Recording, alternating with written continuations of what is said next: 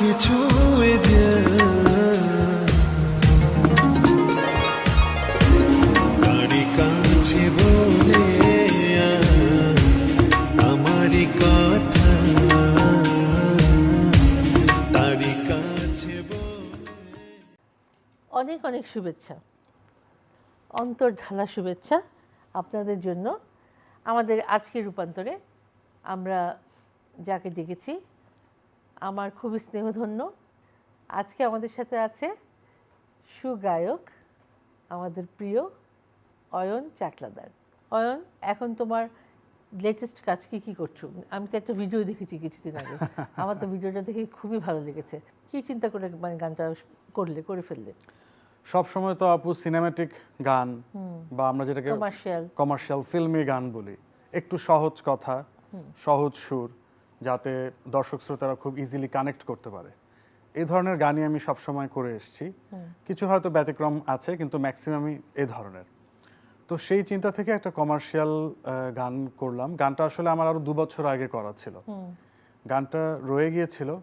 তো গানটা 2 বছর আগে যাদের জন্য করেছিলাম শ্যুটটা, তারাও সে সময় কিছু অবজেকশন দেয় যে একটু চেঞ্জ করতে। তো আমি আসলে চেঞ্জ করার পক্ষপাতী ছিলাম না, আমি চেয়েছি যে অ্যাজ ইট ইজ যেভাবে আছে এভাবেই রাখতে। তো তাদেরকে আর গানটা দেওয়া হয়নি। তো এবছর নাটাই মিউজিক তারা আমার কাছে একটা নতুন গান চায়, যেটা তারা মিউজিক ভিডিও করবে। তো তখন আমার এই গানটার কথা মনে পড়ে। তো গানটা লিখেছেন আমাদের সবার প্রিয় গীতিকার আহমেদ রিজভী ভাই। তো রিজভী ভাইয়ের সাথে এটা আমার প্রথম কাজ। গানটার মিউজিক করেছে, সুর আমার করা ছিল, মিউজিক করেছে এমএমপি রনি। এ সময় খুব মেধাবী একজন মিউজিক ডিরেক্টর। তো রনি মিউজিক করেছে। তো আমি গানটা যখন সলো গাইলাম পুরোটা গান, তারপর ডিসিশন নিলাম যে ডুয়েট কার সাথে করব। তো কণা আপুর সাথে আমার অনেক দিনের পরিচয়, কিন্তু কখনো একসাথে কাজ করা হয়নি। তো কণা আপু আমাকে খুব স্নেহ করেন এমনিতে। তো আমি জাস্ট ভেবে দেখলাম যে বলে দেখি কণা আপু রাজি হয় কিনা গানটা গাওয়ার জন্য। তো আমি কণা আপুকে বললাম, কণা আপু রাজি হয়ে গেলেন। তো গানটা রেকর্ডিং করলাম। তারপরে তো মিউজিক ভিডিও করলাম কক্সবাজারে। সৈকত রেজা ভাই এটা ডিরেকশন দিয়েছে। আমি এবং কাজল, আমি নিজেই পারফর্ম করেছি। বাহ, নায়ক হয়েছে না, গানটার নাম হচ্ছে জনম জনম। তো গানের নাম শুনে বোঝা যাচ্ছে যে খুবই কমার্শিয়াল ফ্লেভারের একটা গান, এই আর কি। এই যে গানটা, হ্যাঁ, এই গানটা আমাদেরকে একটু শোনাবে দর্শকদেরকে খালি কণ্ঠে? হ্যাঁ। সত্যি করে বলছি তোমায়, ভালোবাসি শুধু তোমাকে। আমার সব কিছুতেই তুমি, তুমি ছাড়া আর কেউ নেই। তুমি প্রথম, তুমি শেষ, তুমি প্রথম, তুমি শেষ। তোমাকে পাবার আশা হবে না তো কম। ছায়া হয়ে পাশে থেকো জনম জনম, ছায়া হয়ে পাশে থেকো জনম জনম, ছায়া হয়ে পাশে থেকো জনম জনম, ছায়া হয়ে পাশে থেকো জনম জনম। দারুণ, অনেক সুন্দর। আমি আজকে চেষ্টা করবো গানটার ভিডিওটা দেখানোর জন্য। এই কাজের পাশাপাশি, হ্যাঁ, তুমি তো নিজেও গান লিখো।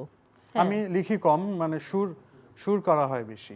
শৈশবে কোন জিনিসটা তোমার বেশি নাড়া দেয়?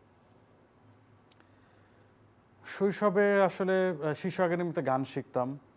সেই সময়টা খুব, সেই যে লাল শার্ট এবং সবুজ প্যান্ট, এই ড্রেসটা আমি যখন রাস্তায় কোথাও দেখি, যেমন দোয়েল চত্বরের আশপাশ দিয়ে গেলে শিশুদের দেখতে পাই, তো সে সময় আসলে এই সময়টা খুব মনে পড়ে। কারণ আমাকে প্রতিটা অনুষ্ঠানেই নেওয়া হতো, শিশু একাডেমির যত অনুষ্ঠান হতো গান করতে।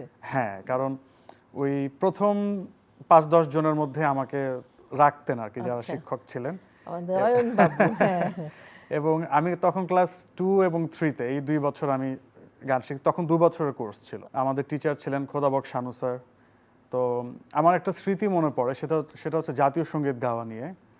তো চিরদিন তোমার আকাশ, এই লাইনটার পর একটা গ্যাপ দিতে হয় কিন্তু ছোট্ট করে, এরপর আবার ধরতে হয় চিরদিন তোমার আকাশ। তো এটা যারাই গাইছিল ওই সময়, সবাই ভুল গাইছিল আর কি। তো আমি হাত তুললাম, এটা একদম প্রথম দিন ক্লাসের। আমি হাত তুললাম, তো আমাকে ডাকলো, তো আমি সঠিকটা গাইলাম। তারপর সে কি, যখন স্যার বললেন যে হ্যাঁ ও সঠিকটা গেয়েছে, তখন মানে সবাই হাততালি দিল আর কি। তো এই স্মৃতিটা আমার খুব মনে পড়ে যে প্রথম দিন এই জাতীয় সঙ্গীত গেয়ে তাকলিয়া দিয়েছিলাম আর কি। বাহ, বিশাল ব্যাপার। আর বাবা মায়ের সাথে কেমন, ভাই বোনদের সাথে সম্পর্ক? আমার ছোট ভাইও শখে গিটার বাজায়, গান গায়, প্রফেশনাল না। ও চারুকলায় পড়েছে, ও ছবি আঁকে এবং ও হচ্ছে গেম ডেভেলপমেন্ট করে, মানে গেম বানানোর পেছনের একজন কারিগর আর কি। তো ওর সাথে আমার বেশ ভালো সম্পর্ক, আমরা দুজন অনেক সময় একসাথে গান করি। যেমন ওর সবচেয়ে প্রিয় আর্টিস্ট হচ্ছে বাংলাদেশে অর্ণব ভাই। তো অর্ণব ভাইয়ের গান ও খুব গিটার বাজিয়ে বাজিয়ে গায়, আমি আবার ওর সাথে একসাথে গলা মিলাই, মানে এরকম মাঝে মাঝে আমাদের কিছু মিউজিক্যাল আলোচনা হয়। আর ছবি আঁকা হচ্ছে, আমি ছোটবেলায় যে ছবিটা আঁকতাম ও আমার ওই ছবিটা দেখে আরেকটা ছবি আঁকতো আর কি।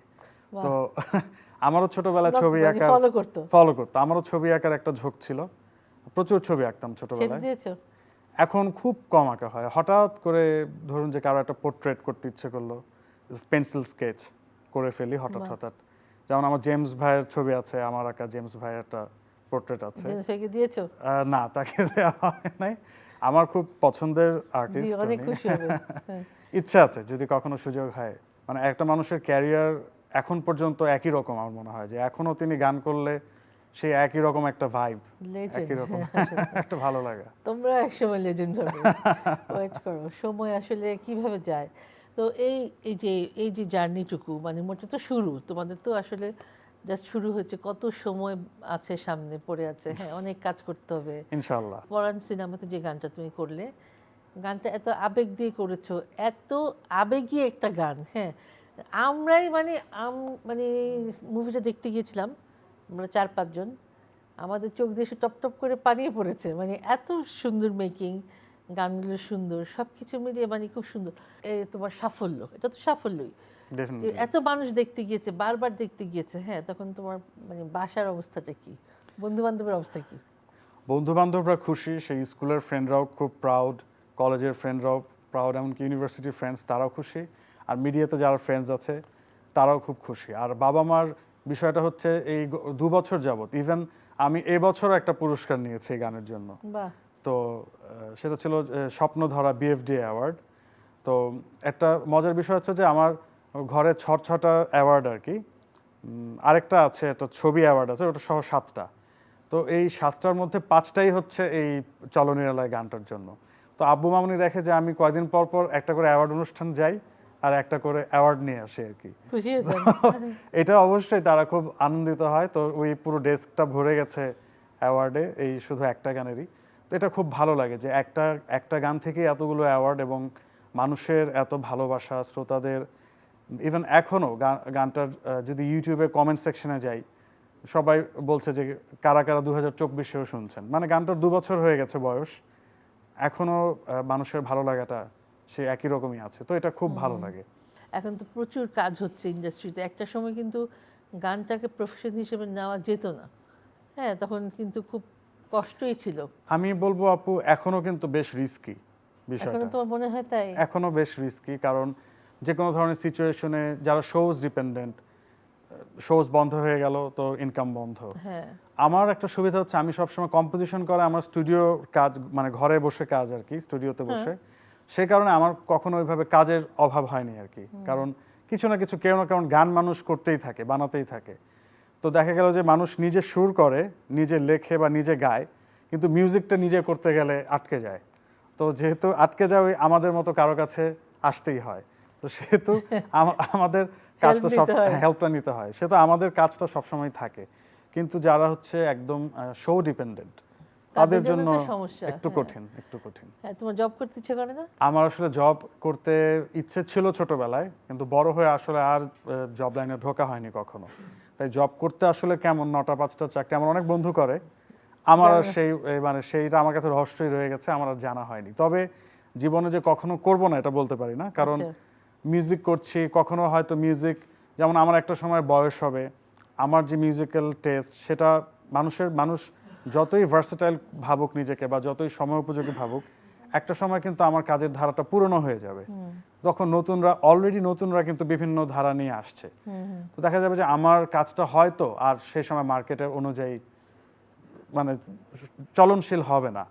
তো সেই সময় হয়তো আমার প্রফেশন সুইচ করতে হতেও পারে। তবে আমার ইচ্ছা আছে যদি আমি অন্য কোনো প্রফেশনেও যাই, সেটাও যেন ওই মিউজিক রিলেটেড কিছুই হয়, এটাই আমার চাওয়া। তো এই মিউজিক লাইনে ঢোকার পরে, যে মিডিয়াতে ঢোকার পর তোমার পরিবেশটা কেমন লাগে?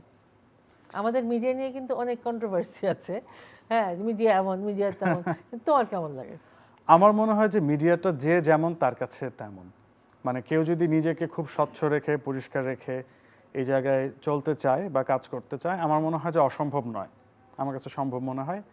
আর কেউ যদি গায়ে ভাসিয়ে দিতে চায়, সেও ভাসিয়ে দিতে পারে।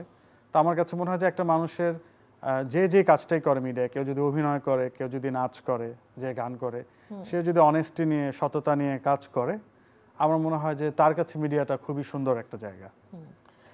মিডিয়াতে কিন্তু যেটা হয় যে তোমার গুণটাকে বের করে নিয়ে আসার পর দর্শককে আমরা রিপ্রেজেন্ট করছি, যে না হয়তো তোমার ব্যাপারটা কেউ জানতোই না, হ্যাঁ, যখন ফ্ল্যাশ হলো, দর্শকরা দেখলো, দর্শকদের ভালোবাসা পেলে, দর্শকদের ভালোবাসাটাই কিন্তু অনেক বড় মানে আশীর্বাদ জি, ডেফিনেটলি একজন শিল্পীর জন্য। জি, একটা অ্যাওয়ার্ড পেলে যেমন তোমরা অনেক খুশি হও, তোমার যে অনেক দর্শকের ভালোবাসা পাও, ধরো তুমি অ্যাওয়ার্ড পাওনি, হ্যাঁ, সেই ভালোবাসাটা পেলেও তো তুমি খুশি হবে। ভালো লাগে কেউ যখন বলে যে আপনার অমুক গানটা খুব ভালো লাগে, আমি সারাদিন শুনি, খুব এটা ইন্সপায়ার করে আরেকটা ভালো কাজ করার জন্য। অন্যরকম, হ্যাঁ। সো মিডিয়াকে আমি তো ভীষণ ভালোবাসি, কারণ আমাদের তো অনেক বছর হয়ে গেল সেই ছোট্টবেলা থেকেই মিডিয়াতে অনেক কিছু শিখেছি, অনেক কিছু শিখিয়েছি, নিজে শিখেছি, হ্যাঁ। তবে আমি মনে করি যে যারা মিডিয়াতে কাজ করে, হ্যাঁ, মিডিয়া কর্মী যারা, হ্যাঁ, তাদের মধ্যে কোনো জেলাসি থাকাটা ঠিক না।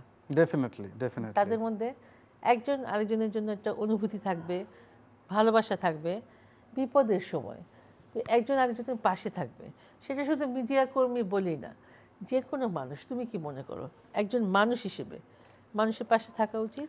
সবসময় মানুষ মানুষের জন্য, এটা তো আমাদের ভূপেন হাজারিকার বিখ্যাত গান। হ্যাঁ, তো যে কোনো বিপদে, এবং মিডিয়ার মানুষের বিপদে তো অবশ্যই মিডিয়ার মানুষের থাকা উচিত, কারণ আমাদের তো এই পরিবারটা খুবই ছোট্ট, খুব যে বড় পরিবার তা নয়। হাতে গোনা কিছু মানুষই কিন্তু আমরা গান করি, কিছু মানুষ অভিনয় করে বা নৃত্য, এনিথিং। তো আমরা যদি আমাদের বিপদের পাশে না থাকি, তাহলে কে থাকবে? দর্শকদের কিছু বলতে চাও তোমার ভক্তদেরকে? ভক্তদের বলতে চাই যে সবসময় বাংলাদেশের গানগুলো শুনুন, বাংলা গান শুনুন, আমাদের সাথে থাকুন, সাপোর্ট করুন, আর আমাদের যদি কোনো ভুল থাকে ভুলগুলো ধরিয়ে দিন, এটাই বলতে চাই। অবশ্যই। তোমার জন্য থাকলেও আমাদের অনেক অনেক ভালোবাসা, চ্যানেলের পক্ষ থেকে অনেক অনেক শুভকামনা। তুমি তো আমাদেরকে চলো নিরালায় গানটা শোনাবে এবং তারপর আমি ভিডিওতে চলে যাব। ওকে, তার আগে আমি একটু বিদায় নিয়ে নিই। আমাদের আজকের অনুষ্ঠানে আমি যার সাথে সময় কাটালাম, আমাদের ছোট ভাই অয়ন। এত সুন্দর গান করে, এত সুন্দর কম্পোজ করে, এত ভদ্র এবং এত সফট। ওর মতো একটা ছেলে লাখে একটাই হয়। আচ্ছা, আমরা চলে যাই গানটা শুনতে শুনতে আমরা ভিডিও দেখাবো আপনাদেরকে। প্রেমে হাসিয়া ভাসিয়া উতলা হাওয়ায়, চলো নিরালায়, চলো নিরালায়, মেঘে উড়িয়া ঘুরিয়া ভিজিয়া ঝর্ণায়, চলো নিরালায়, চলো নিরালায়, পরাণে শয়নে নয়নে নয়নে, তুমি শুধু মনে। প্রেমে হাসিয়া ভাসিয়া উতলা হাওয়ায়, চলো নিরালায়, চলো নিরালায়, মেঘে উড়িয়া ঘুরিয়া ভিজিয়া